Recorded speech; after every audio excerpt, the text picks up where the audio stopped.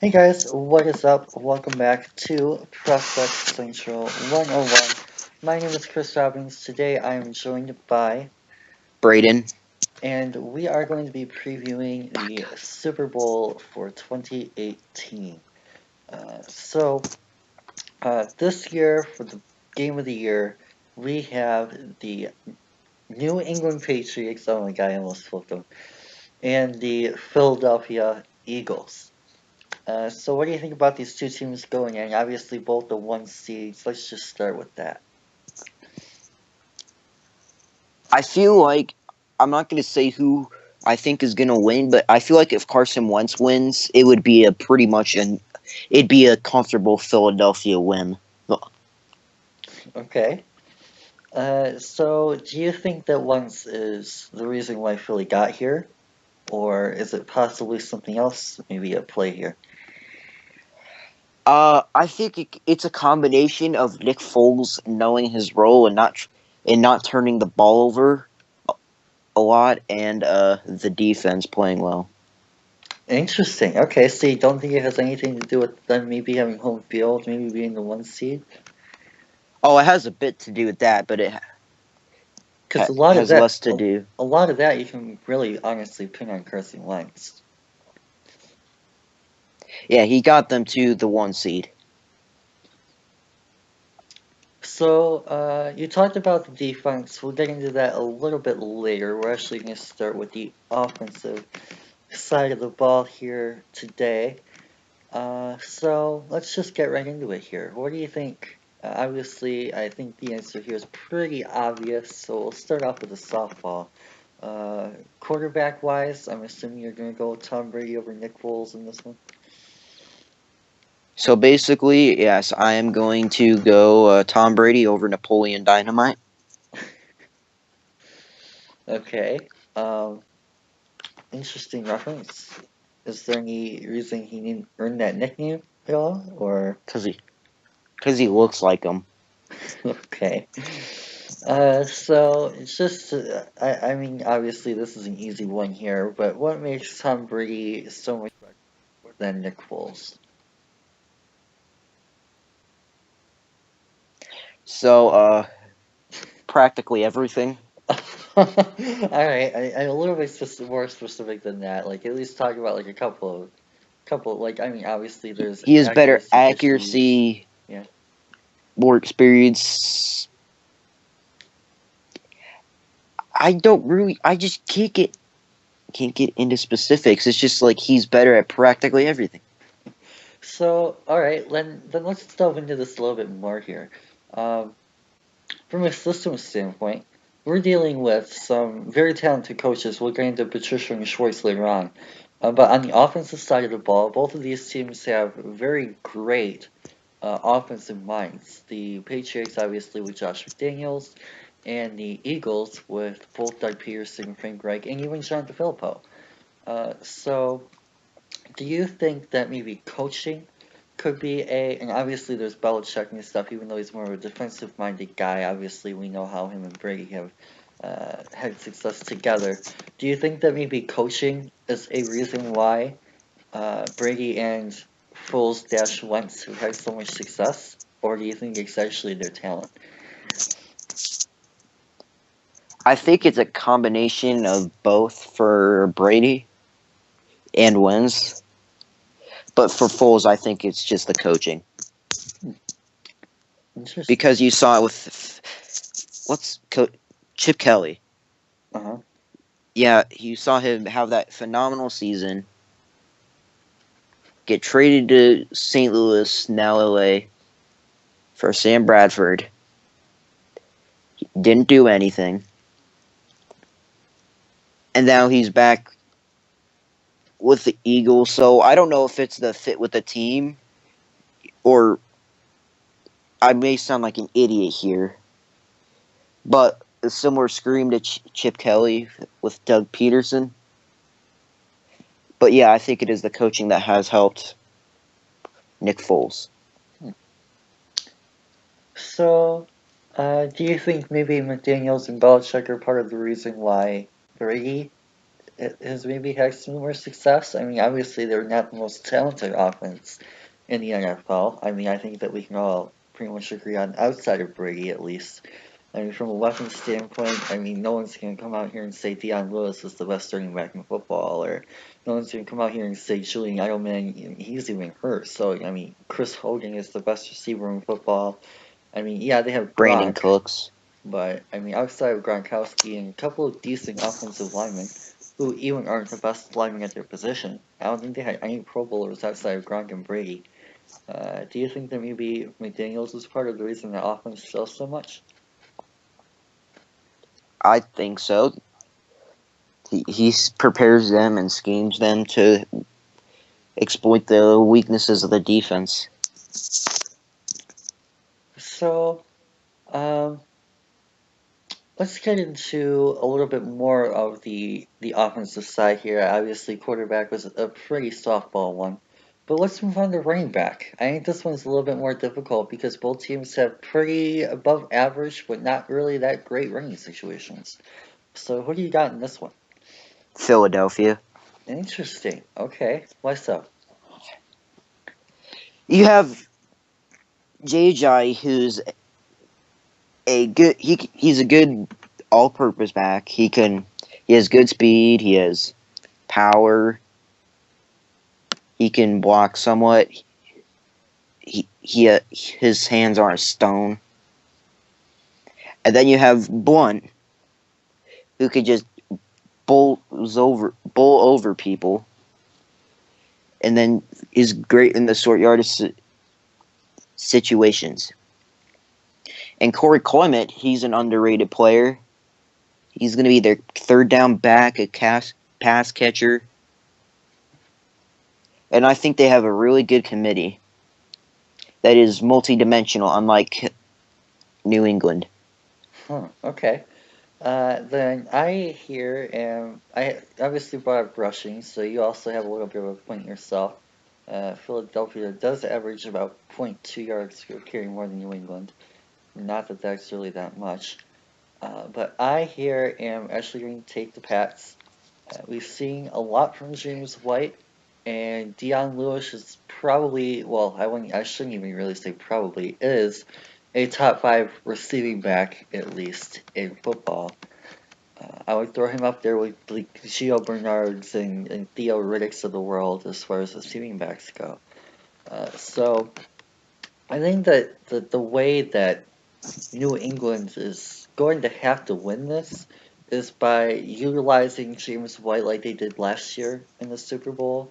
I believe he actually might have won, or at least gotten votes for Super Bowl MVP, didn't he? He got robbed of MVP, but it went to Brady. But Oh, yeah. James White had a monster day. Yeah, he had a fantastic day last year versus Atlanta. And then obviously we all know what Deion Lewis can do as well. So I think that while Jay Ajayi and obviously LeGarrette Blount has been here before as well with his time in New England, are He was pretty, on the team that won the Super Bowl last year with the Patriots. yeah. I think that New England here, just the way that they've proven that they can use their ground game, and more importantly, in this instance, that they're not going to have to rely on it. I think that we're going to see a Pats defense that shuts down Nick Foles, and Philly's going to have to over rely on that ground game a little bit. To the point where New England is going to be, and Patricia's defense are going to be prepared more so than the Schwartz defense will to stop that ground game. So I've got New England myself. So we already touched on this a little bit with the passing game, but weapons-wise, is this one maybe a little bit more closer to Philly than their quarterback situation is? What do you mean by that? Like it's Is this you one think it? less of an advantage for New England than the quarterbacks are? Yeah, I'd say it's pretty. It's a very slight edge to New England because you have Jeffrey and what's his name, Cooks. They're a wash. Different skill sets, but the same talent level. Mm-hmm. I'd say Hogan and Aguilar are awash with how they've played this season. Okay. So really, it comes down to Grunk is slightly better than Ertz for the fact that he's taller and Okay. harder to cover than Ertz. Okay. Do you think Gronk's injury, or I should not necessarily injury, but concussion protocol possibly impacts this a little bit? Maybe he's not No, as strong as a force as relied upon, etc., as maybe he could be if he were fully healthy. I think he is. He said he's fully healthy. There's no he cleared concussion protocol Monday, so there's no Oh, reason to believe he's fully healthy. okay, good to know. I'm a little bit behind. Okay, it may not be Monday, but I know it was like very early in the week to where it's like, yeah, he's going to be fully healthy.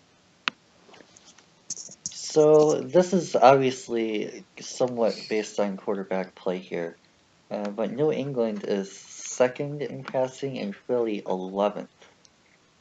So could be something to watch out for, and especially with New England having those receiving running backs, Lewis and White, definitely have an extra dimension there. So next up, we move to offensive line. I think this one's pretty easy as well, but I want to hear your thoughts on this one first again. Let me actually pull up their offensive line real Okay, quick. well, while you're doing that, I'm just going to go on a very easy note here. I'm going to take Philly. Assuming there's no injuries, their offensive line is probably top three in the league, and it's up there with probably some of the best offensive lines in football. I wouldn't say Dallas level quite because they don't have those all-pro types outside of Lane Johnson. Uh, but I mean, there's multiple Pro Bowlers on that team that can step in and really be leaders and hole openers for those running backs. And I think that that's part of the reason why Carson Wentz is stepping into so much success in his early on in his career, is because he's had that pass protection and from a run blocking sense as well, a ground game, and even a couple weapons this year that he can really rely on and go to, and that's really what you want to see. That's not even mentioning the coaching either. Obviously, three solid offensive coaches. So he's definitely really walked into a very solid situation right off the bat, and that's partially why the Eagles are here, if not mostly why so. The offensive talent that they're building around Carson Wentz. I mean, if you stick him into a situation like maybe San Francisco, he may not be doing as good. So Or Denver. I think he at least have a defense in Denver. I feel like he would be better than Paxton Lynch. Well, my calendar on my wall could be better than Paxton Lynch. Oh gosh. Okay. So do you have your thoughts on this one yet, or? Yeah, I just had to look at the Eagles offense line because I didn't know if more people than Peters were hurt. But yeah, I gotta agree with you. This is a pretty easy advantage for New England. Oh, for I New mean, England? excuse me, Philly. Okay, yeah.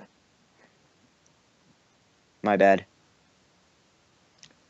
So is there anyone outside of Lane that maybe sticks out to you as someone who we could be talking about a little bit in a good way later on today? Jason Kelsey. Nice. Center spot. Yeah, he is a absolute beast.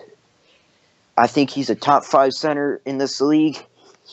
He'll if if if he look, I can't talk right now. I apologize. Yeah. As I was saying, he's going to be the main part of Eagles running attack if they want to run up the middle. Is Brandon Brooks playing, do you know? Yeah, I'm 99.98 sure he is playing. Yeah, I thought that too. Now that we've gone over a couple of those things, obviously coaching, quarterbacks, running backs, weapons, and offensive line, offensive side of the ball, who do you think simply has the better offense?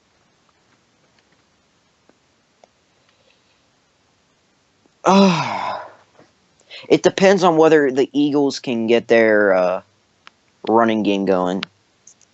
If they can, it's Philadelphia all the way.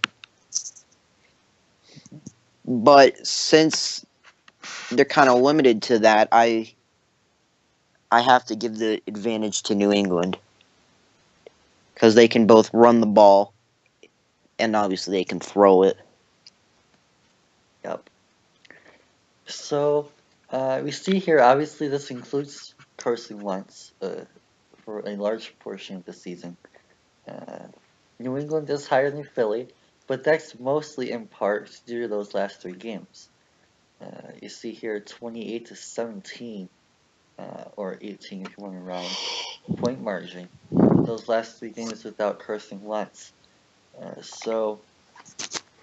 While Philly, arguably, I would say, has a better offense with Carson Wentz, it looks like New England, with Foles at quarterback there, has the slight, I would argue, edge. And yeah, as you mentioned, same reasons pretty much here. You got Brady's just such that big of an advantage over Foles, and we saw what happened with Matt Ryan last year. I mean, part of that was probably arguably on Shanahan, but that end of the game collapse that let Brady come back. Uh, just first year quarterbacks in the playoffs, and even we saw that with other teams this year. We saw that with Blake Bortles versus the Pats. We saw that with Case Keenum Versus the Eagles. versus the Eagles. Yeah, so Tyrod Taylor versus the Jags. and yeah, it's been a very common theme. The two exceptions, of course, being Cam and Jabreeze, and Big Ben. Three exceptions, rather. Well, Cam, when he played an actual good defense, he got shut down. Yeah.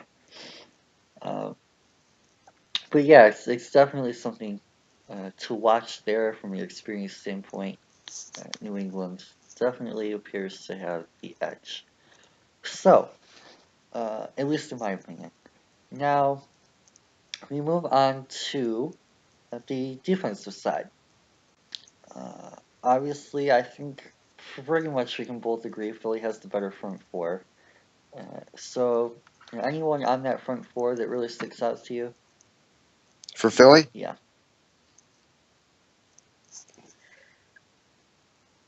Oh. Obviously, Brandon Graham, he's a monster. Okay. But one guy I'm looking at to have a good day is Chris Long. Oh, wow. Okay. He obviously won the Super Bowl with the Patriots last year, so he has that experience. Nice. And he had a very good game against the Vikings quietly. So I think with his experience, and they're gonna focus on Brandon Graham. He can get home on Brady.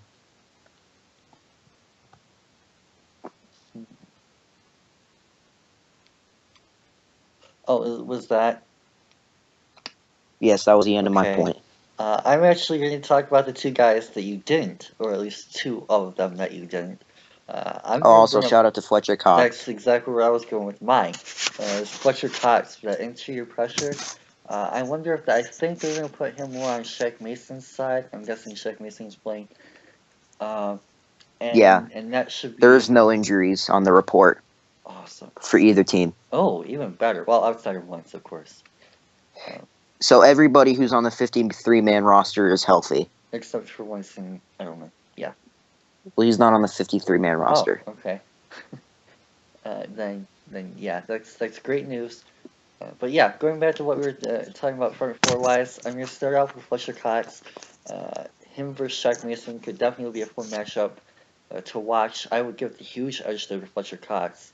And getting that interior pressure on Brady has historically been something that they've struggled with. We saw that in the two Giants series. Well, not series, but two Giants games rather, uh, and the last two Super Bowl losses. So, and even last year with the Falcons, with Grady Jarrett and I can't think of his name right now, but they had another defensive tackle last year. They kept on getting some nice pressure as well up the middle. So it could be something to look out for if Fletcher Cox could maybe force Brady to move around a little bit, uh, or even bring him Basically, down they a need couple to eliminate times. his ability to step up in the pocket. Yeah, exactly. That could be a huge advantage for Philadelphia. And the other one that I'm going to talk about that you didn't mention is Derek Barnett, the rookie from Tennessee. He's quietly had a pretty decent year as well. He's turning into a more polished pass rusher under Schwartz. And as a Lions fan, I see a little bit of Ziggy in there. From that move standpoint, from the athleticism there, can bend around the edge really well. Obviously, Brandon Graham is a little bit more of a dominant pass rusher right now. Again, I've seen a lot of him in Michigan too. But there's a little bit of a stud right there, so he could have a little bit of a coming out party in the Super Bowl as well. So he could be someone, especially when Long needs to come out for stamina or for maybe a pass rushing situation. You get Barnett's athleticism in there. Definitely something to look out for. New England or the Eagles have a little bit of depth on that D line, and that really could help them out in that Also, spot. another guy that neither of us mentioned is Timmy Yeah, Cherrigan. Jernigan. Yeah, he's a free agent this year, so he's definitely going to be balling out. He's the other defensive tackle next to Fletcher Cox, I believe. You know, the 4-3 sets. So, yeah, front four. And is there anything you really want to bring up about New England? They don't really have a lot of flashy guys there, so there's not really too much to talk about. But maybe someone stands out to you. Not really. Uh, Not because they're bad, but not because they're elite. Yeah, and I think that that's part of what makes New England's defense so interesting to watch. Is and obviously I'm a Lions fan, so I've been looking into Patricia quite a bit lately. Is they don't really have that dominant player. They have a lot of these like role type of I mean, obviously they have like a couple of big name guys. Like they have Devin McCourty back there. They have the flashy like Malcolm Butler from the Super Bowl play a few years back, and we'll get Malcolm into Butler has one good play, otherwise he's garbage. okay. Um, and then even like there's a couple of other dudes you could bring up too. Dante Hightower who's hurt, among others. Patrick Chung. Even he's not really all that flashy though. He's still like a role player, occasional type of dude who comes in for those 3 safety, 4 safety, 5 safety sacks.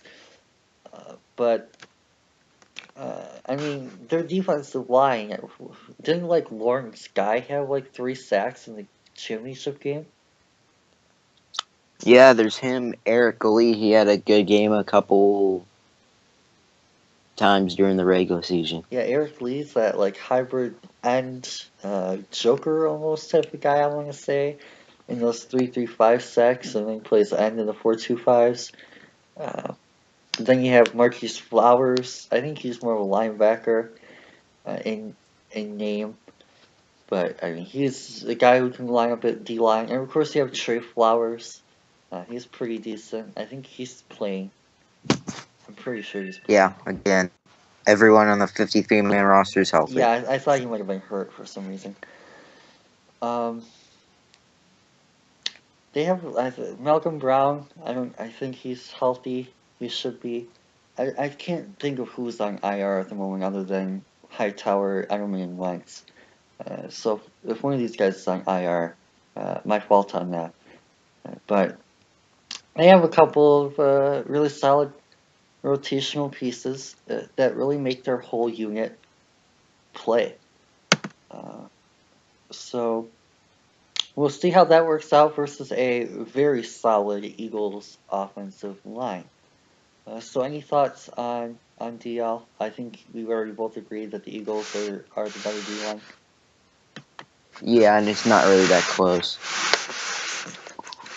So linebackers, are you familiar with any of the linebackers for either of these teams? I'm not really with the Patriots. But I'm pretty familiar with the linebackers for the Eagles. Alright, so is there anyone really that stands out to you on that unit? I'm not, one of the underrated guys on that defense is Nigel Braden. Ooh, okay. He isn't the flashy player. He doesn't get the picks. He doesn't get the sacks. But he's a reliable tackler.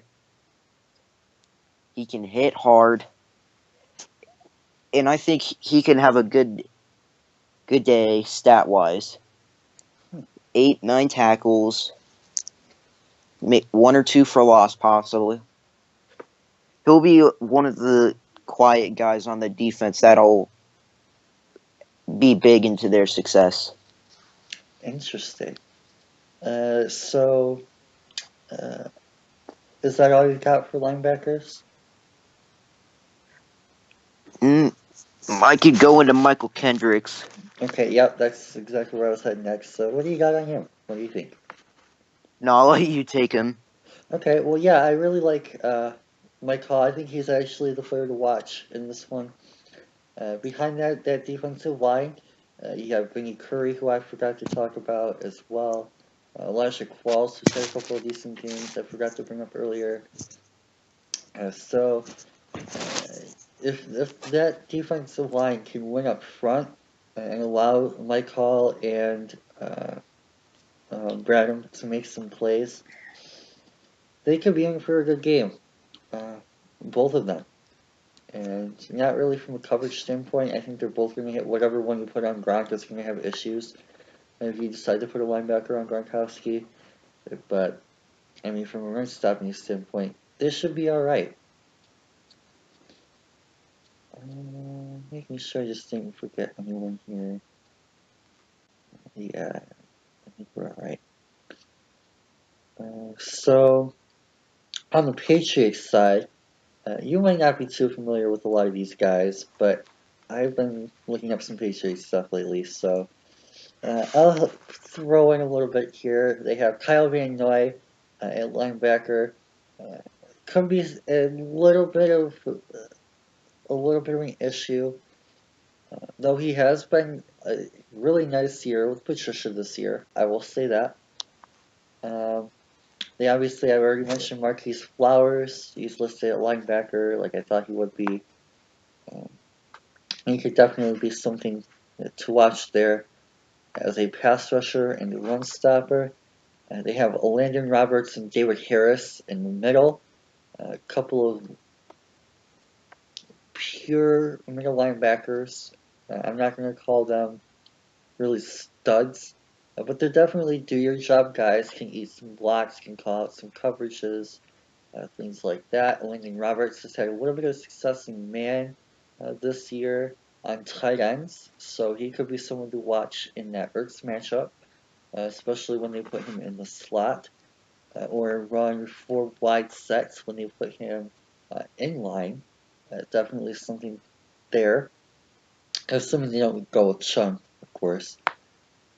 Then they have the biggest name of the bunch, of course, being James Harrison, the former Pittsburgh Steeler, who actually had a really nice game against Jacksonville last week.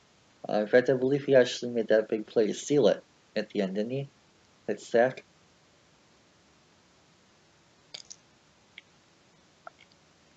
No comment. Yeah, I believe he had that sack at the end of the game on third down.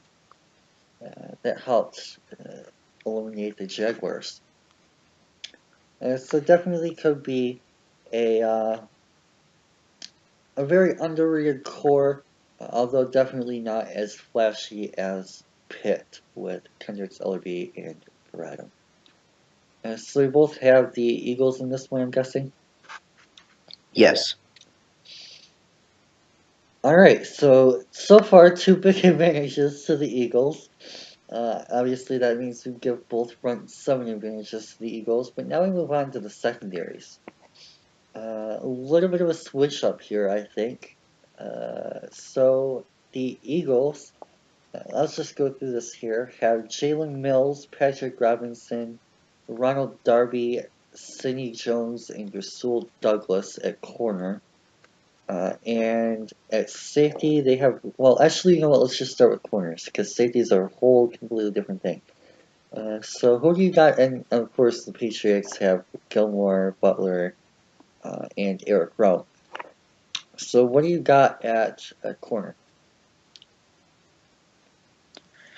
I'd say it's about even, so I guess I'll go through individual matchups. Okay. So I have Darby over Butler. Okay. Uh, Mills and Gilmore? Gilmore over Douglas. Oh, okay. He's their CB5, but alright.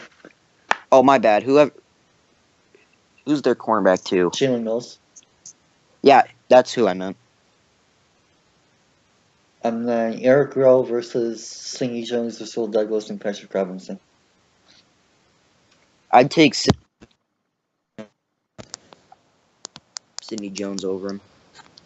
Okay. But since he's not playing much, I will go with Eric Rowe. Interesting. Okay.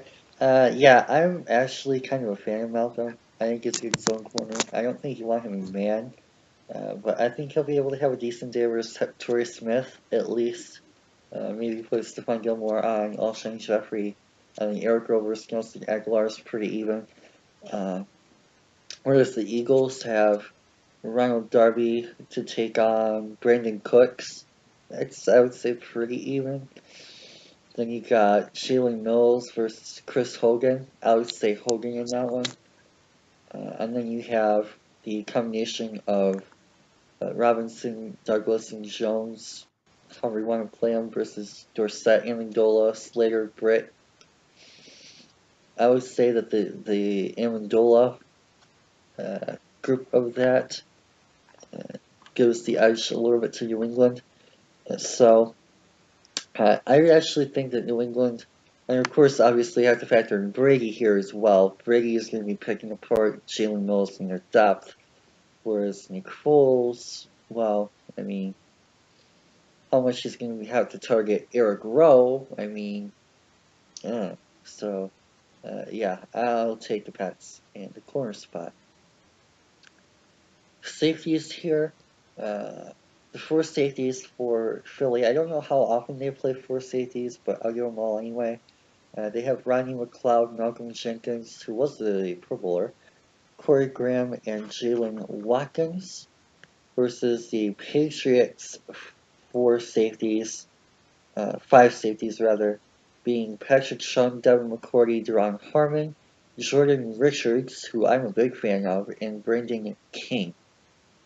So who you got there? I have the Patriots. Nice. Anyone stand out to you? Patrick Chung, I think I'm a big fan of him. Anything special? He's not special in one category. He's very solid at everything.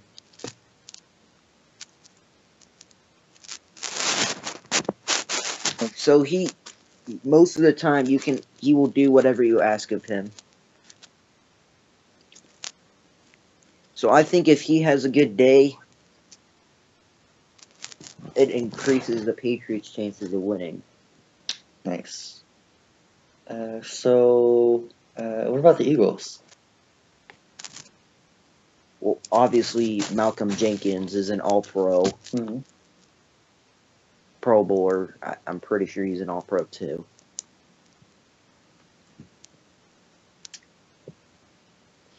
Like he's an absolute animal. Okay, so he's great in zone coverage. He can pick off the ball. He's a fierce tackler. Like, he's the complete safety. So, kind of like Chung with how they can do everything well, but Jenkins is another level above Chung in everything. Yeah. So was that all you had? Yeah. All right. Yeah, I'm actually going to talk about two other safeties we didn't mention in New England. Devin McCourty is definitely a very, very good talent. I would actually put him closer to Jenkins than Sean, simply because McCourty has that coverage ability, particularly in zone. I think he can match up well with Ertz. And not to say that Sean can't, but I mean you're getting a wing with Malcolm, or not Malcolm, with McCourty on Ertz. I think that that's a matchup that New England has to utilize often. And the other guy I want to bring up is Jordan Richards. I'm not sure how many people outside of New England and Detroit have actually heard of Jordan Richards, let alone know anything about him. But he was a big reason for that New England turnaround on the defensive side.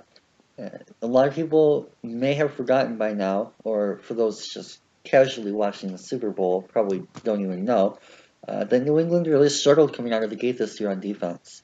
And that was when they had Dante Hightower and a couple of their other big time players on the defensive side. And one thing that, and Derek Rivers and one of the other guys, and one thing that really turned around that New England defense was when Matt Patricia adjusted to their lack of coverage early on. Malcolm Butler, little struggles coming out of the gate with speed, and Stephon Gilmore learning their complex systems, struggled initially, and what really turned things into gear was when they put Jordan Richards on the field. They started going to 3 and 4 safety look sets, and then we bang up Jordan Richards on running backs. I noticed during the Pittsburgh Steelers game, they had Jordan Richards on Le'Veon Bell quite a bit. And when he was able to make plays and eliminate running backs from offenses, particularly passing, or rather receiving running backs, it really allowed New England to play more receivers, and it allowed the other safeties, McCourty and Sean, to really focus on the tight ends. So they didn't really have as much of an issue with two tight end sets. They didn't really have as much of an issue with receiving backs, of course, because Richards was notably shutting them down. And thus they allowed the corners, Butler and Gilmore and Rowe, to worry about the three receivers. So, uh, someone to watch out for. I'm not going to go out and say he's this year's Malcolm Butler, going to make that big time flashy game changing play. But he is going to be someone that when we look back on this game, he's going to be someone that we say, hey, maybe he was a part of the reason why New England was able to win, because he shut down Jay Jai and Wendell Smallwood and Corey Clement. And LeGarrette Blount. I'm not really so much worried about him with Blunt. I think that that's something that Landon Roberts and David Harris are going to have to worry about more. And definitely Eric Lee and Marquise Flowers. More of a power back. I'm not sure how he's going to handle. I want him more on a receiving back.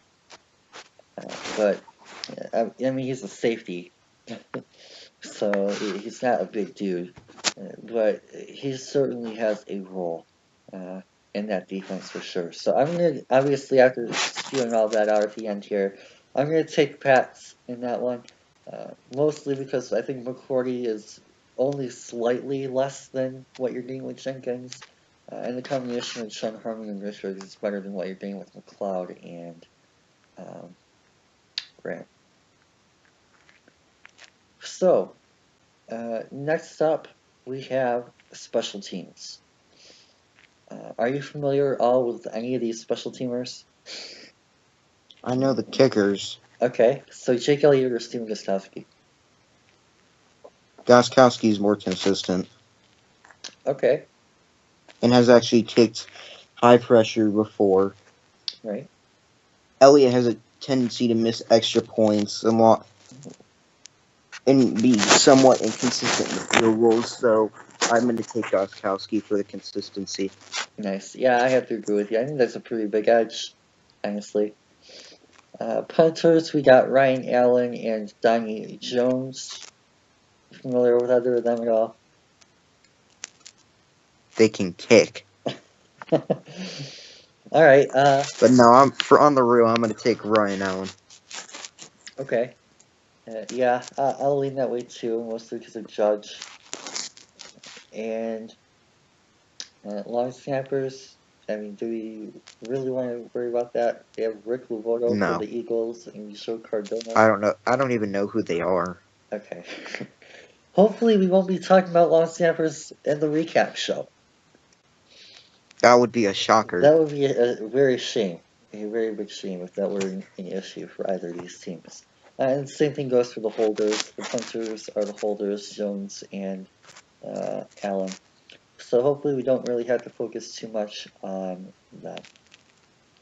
Hopefully none of the holders pull like a Tony Romo. If you want to talk about returners, the Patriots have Dion Lewis and Matthew Slater at kick returner, Amendola at punt. And the Eagles have Kenshawn Barner as their kicking punt returners. Do you really see an edge to either of those? No. Okay. I actually really think Dion Lewis and Amendola are better than Kenshawn. Simply because they're a bit more active on the offensive side. So you get to see a little bit more of them. And yeah, I just don't care enough to give an edge. Okay. Well, I mean, if we have a kick return touchdown, you never know. It's happened before. Devin Hester's kick return touchdown in that Colts Bears Super Bowl. That was a doozy. Didn't he take the opening kickoff? For a touchdown. Yeah. And then there was Jermaine Hurst to open the second half in Super Bowl 48. Yeah. Less said about that, the better. Yeah. So it's possible that we see a special teams play. And that's not to mention that there's been several blocked punts, several blocked kicks.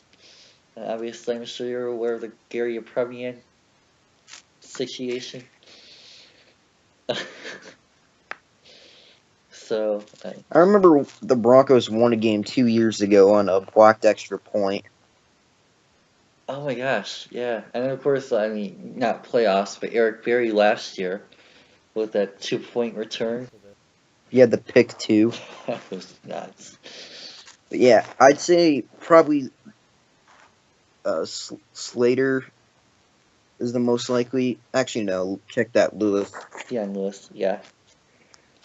I mean, you never know. Kenneth Burner could have a good day too. So there's something there that, while we obviously don't know who those players are going to be until they make those plays, there is a decent chance that we're talking about special teams in the recap show, one way or another. Whether that be field goals or punts or maybe a return or block. So overall special teams, I'm going to give this to New England. I think you are too. Yeah, me too. Yeah. And I think that Joe Judge is a part of the reason why. He's probably one of the top 2 or 3 special teams coaches in football. I would throw him up there with Marciano and Dave Taub. It's probably two of the top top 3 special teams coaches in football. So, but yeah, going back through this, we gave the edge to. You gave it to Philadelphia on offense. I said New England. You said Philadelphia. No, I said New England on offense. Oh, you did? Okay. Then we both said Philly on defense, I believe. Yes. And we both said New England on special teams. So, yes. Depending on how much you want to factor special teams into this, I see New England in the Super Bowl. Can you repeat that? Do you have the edge to New England in the Super Bowl? Because we have 2 of the 3 phases going to the Pats. So, like, you asking for my prediction? No, I'm asking for who you have the edge to talent-wise. Prediction is different. No. Talent-wise, yes, I would give it to New England. Nice. Yeah, I'm gonna have to agree. If not only because New England's really got those bigger names, they've got the Tom Brady's, the Gronks, but more so they have those roll, do your job type guys that I happen to really be fans of. And really, there's less issues. I can't really, outside of maybe Kyle Van Noy, and depending on how deep Philly wants to stretch him outside of Batamosi, I don't really see a issue with anyone on this Pats roster that you can point to and say he's the guy that could cost you this game. And whereas the Eagles, not to really call anyone in particular out, but there's 1 or 2. Nick Foles. Okay. There's others. I'm not saying he's bad. Right. But I'm saying if there's a player that could potentially cost them the game, that's who I'd put my money on. Well, I'm not even so much worried about Nick Foles. I'm worried about. Well, all right. I just said I wasn't going to call anyone out, but I guess I will. Halapalutuvati Vatai is their starting left tackle. I'm a little bit worried about how he's going to handle Patricia's fronts. If he gives up a lot of pressure to Foles, and Foles doesn't have a lot of time to find receivers with the coverage from the safeties and corners, that's going to be an issue that could really come back to haunt the Eagles. And not only from a passing standpoint, if New England pressures that left side, I'm guessing they're going to have Flowers on the tie. That's a huge advantage to Trey Flowers to me.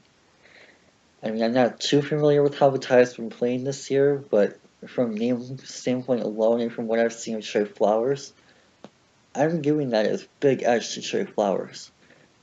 So if they're able to win that side on the ground and force them to run to the other side, Lane Johnson is probably a lot better than Warren Sky and Marquise Flowers, I would say. But if you're able to lock down that half of the field, ooh, that really takes away a lot of what Rake and DeFilippo can do. And then from a defensive standpoint, who do the Eagles really have other than Jenkins that could really take away Gronk and their running backs? Michael Kendricks. Okay. In the receiving game? Or in the run game? Or both? I'd say more the run game, but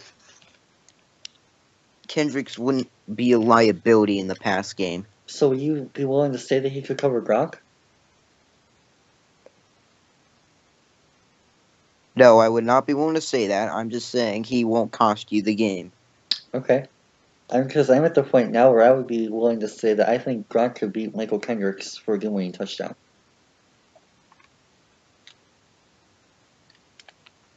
And that's Kendricks. I mean, we're not even talking about Danielle Ellerby.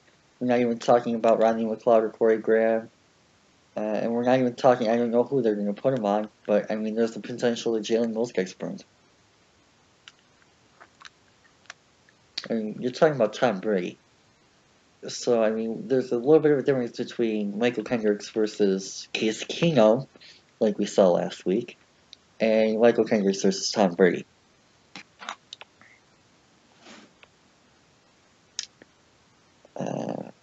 So yeah, I'm a little bit more confident that the Pats have a little bit more matchup advantages in this one.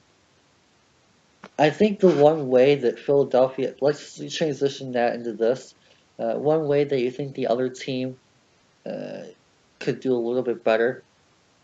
The one way that Philly's going to have to win this game for me is they're going to have to get pressure on Tom Brady, particularly with Fletcher Cox and Elijah Qualls in the interior, and force Brady to move around.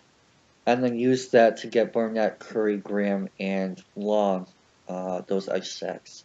If you're able to get Tom Brady down on the ground, and you're able to get pressure on him all day and not allow him time to throw, that's how Philly's going to be able to win this. So, what about for you?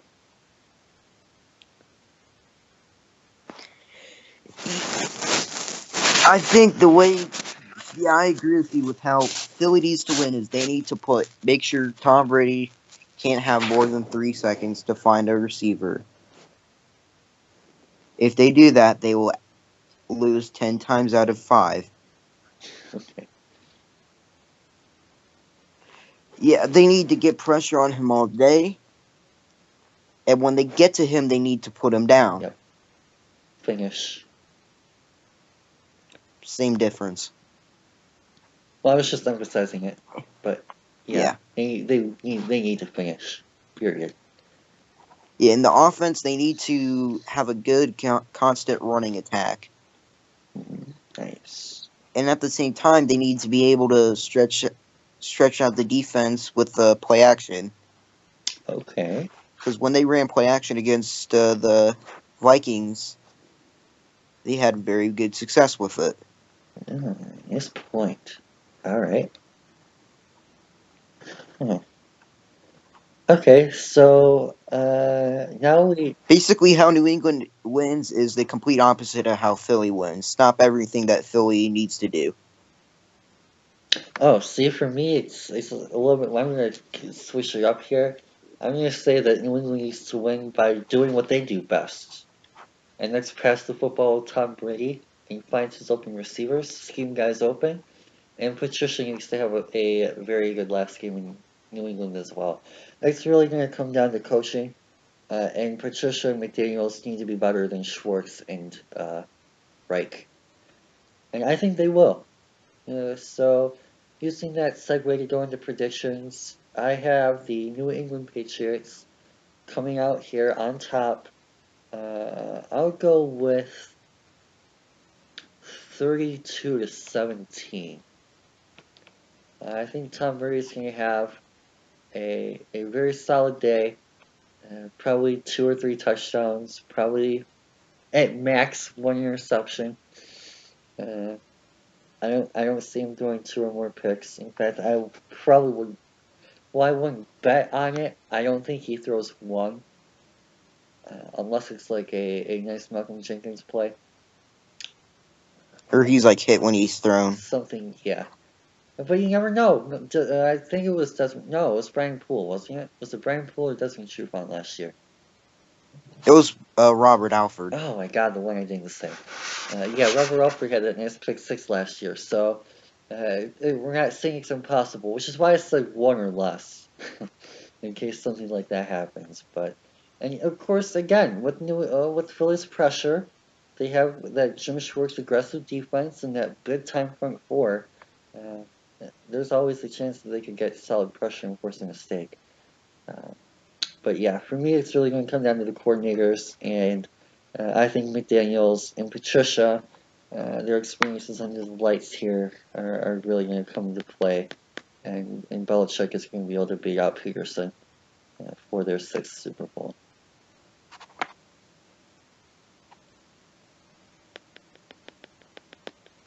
Oh, am I supposed to Yeah. go here? That's embarrassing. No, you're good. I'm gonna call the upset. I have the Philadelphia Eagles winning 27-16. 16. Let me check that. 17. Okay, that's a little bit better. I think J.J. will have a monster day. Oh, okay. I'm gonna call it now. J.J. will win Super Bowl MVP. Oh, wow. Okay. So when this horrifically backfires, I will be roasted heavily. Mostly by me, but all right. But yeah, I think the pressure will get to Brady. Nice. And the thing you can't do against the Patriots is stop being aggressive. Uh-huh. And I think the Philadelphia Eagles will not stop being aggressive. Sure. They won't just run the ball 3 times and punt. They will try and pass. They will try and be aggressive on first and second down. And I think in the end, Patricia will be outcoached by Schwartz. Oh man, okay. It show that the best coordinator that the Lions should have as their head coach was the one they fired a few years ago. Oh my god, okay. Killing me, Smalls. I don't mean anything by that. I just wanted to put that joke in there for you. Killing me, Smalls. But no, I think they'll make a couple extra plays to get the job done. Alright, so you said that Jay Jai is your MVP. Who's your defensive player? Yes. My defensive player is probably Malcolm Jenkins. Thanks. If there's one player that can get Tom Brady to force him into bait him into a throw, it will be Malcolm Jenkins. Nice. I actually didn't say either mine yet. My MVP is probably going to be someone a little bit under the radar here. I don't know who that's going to be. My guess is it's going to be someone on the defensive side. I almost want to say Patrick Chung. I think that if he makes a couple of big plays, forces a fumble, gets a pick, something like that, like whoever causes turnovers, it's going to be one of those games where, unless they say, I really don't want to go with the obvious choice and say Tom Brady because that's too easy. I think we can both pretty much say if the Pack's winning, it's got to be Tom Brady, but just to change it up a little bit, I'm going to say it's going to be someone like a Patrick Chung, Devin McCourty, maybe like Landon Roberts, Marquise Flowers. Heck, it could even be Jordan Richard. It's going to be someone that we really don't see coming. It could be a wide receiver. That's not completely uncommon. Well, it's more likely to be quarterback or running back. It's definitely an option. So, I'm just going to throw out that possibility that we see a defensive guy win MVP this year. And especially with these two defenses, whether the Eagles win and it's a guy like Fletcher Cox or Brandon Graham, or the Patriots win and it's someone like maybe a McCourty or Chung or whoever, you just never know who it's going to be. So, one final question for you before we wrap this up. Every single year, there's a defining moment. Whether it's generally a catch of some kind, or a interception, or a blocked punt, or maybe a field goal as time expires. Who do you think, maybe even if you have to put 2 or 3 guys, is most likely, outside of Tom Brady and Nick Foles, to make a big key play in the clutch moment? Alshon Jeffrey. This is for the Eagles. Well, I mean, you can do both Alshon sides Jeffrey, Jai, and Malcolm Jenkins. Okay.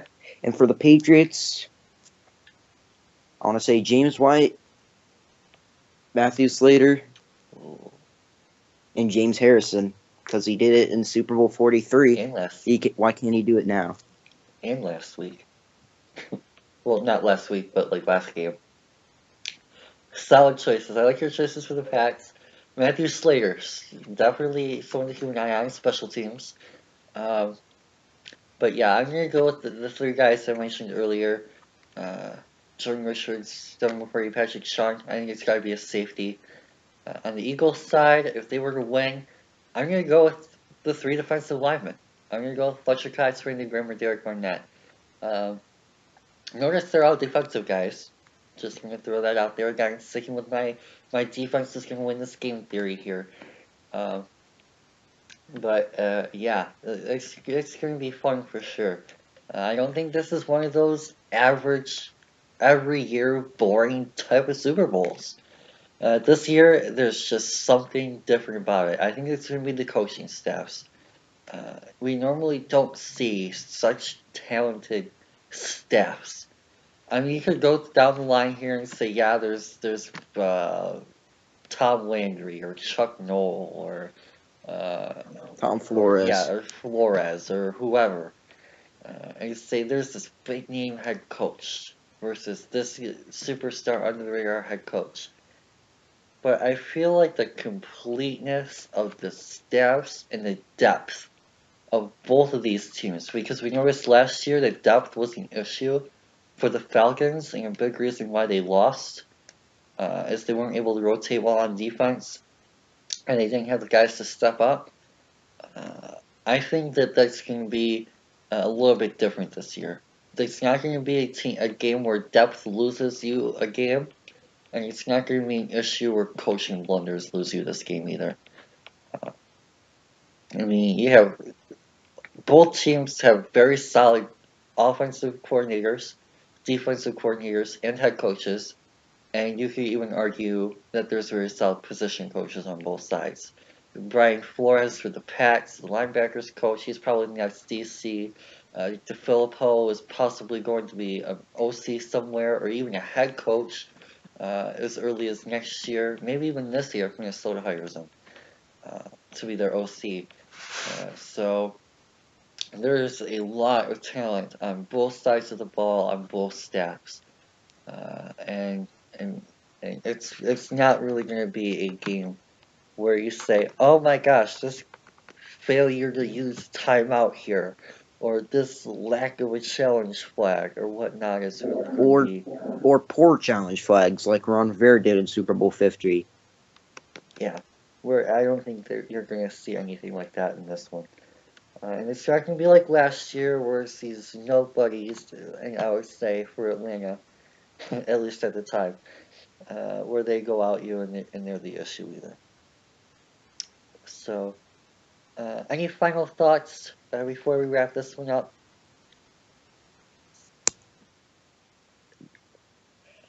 I don't. I'm just. I'll. I can't speak English, so I'll defer to you.